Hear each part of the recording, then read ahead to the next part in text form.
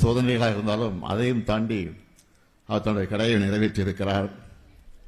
நேற்று முன்தினம் கூட நீங்கள்லாம் டிவியை பார்த்துருப்பீங்க, ஒரு காட்சி நடந்துச்சு. அதை பற்றியெல்லாம் நம்முடைய முத்தரசன் அவர்களும் குறிப்பிட்டு சொன்னார், மற்றவர்களும் எடுத்து சொல்லியிருக்கிறாங்க. நாட்டில் எனக்கு எத்தனையோ ஏராளமான பிரச்சனைகள் இருந்துட்டு இருக்கு. ஒரு பக்கம் மின்வெட்டு பிரச்சனை, இன்னொரு பக்கம் டெல்டா மாவட்டத்தில் விவசாயிகளுக்கு குளிர்ந்த நேரத்தில் தண்ணீர் திறந்து விட முடியல அப்படிங்கிற சூழ்நிலை.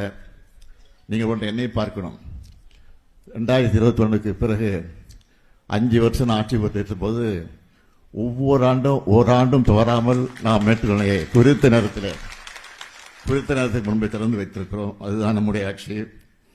ஆனால் இதையெல்லாம் எடுத்து சொல்லி எதிர்க்கட்சியினுடைய தலைவராக இருக்கக்கூடிய நம்முடைய உதயநிதி அவர்கள் விளக்கமா விரிவா சட்டமன்றத்தில் பேசி இருக்கக்கூடிய சூழ்நிலையெல்லாம் எடுத்து சொல்லி அதன் மூலமாக முதலமைச்சர் அவர்கள் பதில் சொல்ல வேண்டும் என்று கேட்டிருக்கிறார்.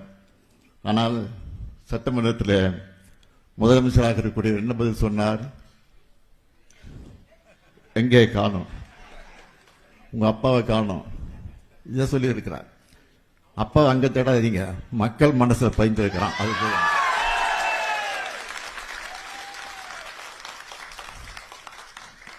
நீங்க தேர்தல் நான் இருக்க மாட்டேன், மக்கள் தேர்தல் இடத்துல நிச்சயமா நான் முதல் ஆளா நிற்பேன். சட்டமன்றத்தில் நான் இருந்தாலும் இல்லாவிட்டாலும் இன்னைக்கு நான் மக்கள் மன்றத்தில் இருக்கிறேன் என்பதை மாத்திரம் எனக்கு எடுத்து சொல்கிறேன். நான் அரசியலுக்கு கிட்டத்தட்ட 60 வருஷம் ஆகியிருக்கு. ஆக அந்த 60 வருஷமா மக்களாக தான் இருந்து கொண்டிருக்கிறேன். ஆட்சி இருந்தாலும் இல்லாவிட்டாலும் நாட்டு மக்களுக்காக பணியாற்றக்கூடியவர்கள் தான் திராவிட முன்னேற்ற கழகத்தை சார்ந்தவர்கள் இந்த நேரத்தில் எடுத்து சொல்லி ஒவ்வொரு மாவட்டத்திற்கும் நான் முதலமைச்சராக இருந்தபோது 4-5 முறை சென்று ஆய்வு நடத்தி, இன்னும் சொல்றேன், நான் முதலமைச்சராக இருந்தபோது 5 வருஷத்துல நான் நடத்தின மாதிரி ஆய்வு கூட்டம் எந்த முதலமைச்சரும் நடத்திருக்க மாட்டாங்க. நான் பயணம் செஞ்ச மாதிரி எந்த முதலமைச்சரும் பயணம் செஞ்சிருக்க மாட்டாங்க. நான் கோட்டைக்கு போனதுதான் அதிகமாக இருந்திருப்பதை எந்த முதலமைச்சரும் அதிகமாக இருந்திருக்க மாட்டாங்க. இன்னும் கூட சொல்ல, நீங்க முதலமைச்சர் தேடி பார்க்கணும்னா இன்னைக்கு இருக்கக்கூடிய முதலமைச்சரை கேட்டுக்கொள்கிறேன், கோட்டையில தான் கோப்புகள் எல்லாம் இருக்கிறது. ஆக அந்த கோப்புகளை எடுத்து பாருங்க, அதில் கையெழுத்து போட்டுப்பேன், மு.க. ஸ்டாலின். அதை தேடி பார்க்க வேண்டிய அவசியமே இல்லை.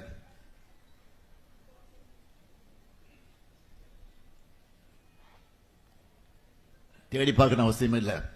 அந்த கையெழுத்தை பாருங்க, அது தெரியும் உங்களுக்கு. மகளிருக்கு கலைஞர் உரிமை தொகையாக மாதம் 1000 ரூபாய் வழங்கப்படும் கையெழுத்து போட்டிருப்பான். அங்க ஸ்டாலின் இருப்பான். புதுமை பெண் திட்டத்தின் மூலமாக மாதம் 1000 ரூபாய் வழங்கப்படும் என்ற அந்த கோப்பை பாருங்க, அதுலயும் மு.க. ஸ்டாலின் கையெழுத்து போட்டிருப்பான். தமிழ் புதல்வன் திட்டம் 1000 ரூபாய், அதில் ஸ்டாலின் இருப்பான். ஆக எங்கேயும் தேடிட்டு இருக்க அவசியமே இல்லை. கோட்டையிலே இருக்கிறேன், நான் தான் ஆட்சியில் இருக்கிறேன். இன்னும் சொல்றேன், அண்ணா சொல்லியிருக்கிறார், ஒரு முறை சொன்னார், அண்ணா சொன்னார், தமிழ்நாட்டிற்கு தமிழ்நாடு என்று பெயரை சூட்டி இருக்கிறேன், இது போது எனக்கு வாழ்க்கையில். ஆக நான் ஆட்சியில் இருந்தாலும் இல்லாவிட்டாலும் தமிழ்நாடு என்று பெயர் சொல்றதுக்கு என் பெயர் இருக்குன்னு சொல்லியிருக்கிறாரு. அது மாதிரி மகளிர் உரிமை திட்டம் இருக்கிற வரைக்கும் இந்த ஸ்டாலின் தான் முதலமைச்சர். இப்படி சொல்லிட்டே இருக்கலாம். ஆக நான் இங்கே நம்முடைய மதிப்புக்குரிய சகோதரர் துணை பொதுச் செயலர் ராஜா அவர்கள் பேசுகிற போது ஒன்றை சொன்னார்கள், கூட்டணி பற்றி எல்லாம் எடுத்து சொன்னார்கள். எப்பொழுதுமே கலைஞர் அவர்கள் கூட்டணி அமைச்சா அந்த கூட்டணியை பாதுகாப்பாக வைத்திருப்பார். அவங்களாக போனாதான் வர தவிர கலைஞர் இதுவரை விட்டது கிடையாது. அதே மாதிரி தான் நானும் அவர் வழி நின்று நான் எந்த கூட்டணியாக இருந்தாலும் விடமாட்டேன். ஆனால் அவர்களாக போனால் அதற்கு நான் ஒன்றும் சொல்ல முடியாது, அதுதான் என்னுடைய கடமை. ஆனால் இன்றைக்கு இருக்கக்கூடிய மக்கள் எல்லாம் கூட்டணியே தேவையில்லை என்றுதான் சொல்லிக் கொண்டிருக்கிறார்கள்.